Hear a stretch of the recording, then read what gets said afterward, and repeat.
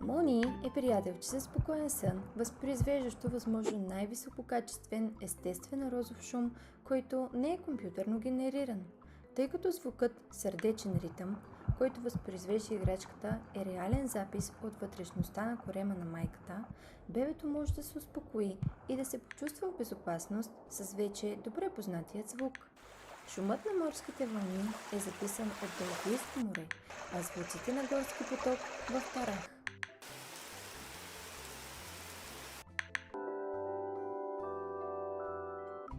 Мони има вградена лампа, която помага за нощните грижи на бебето, а когато бебето порасне, му помага да преодолее страха от тъмното.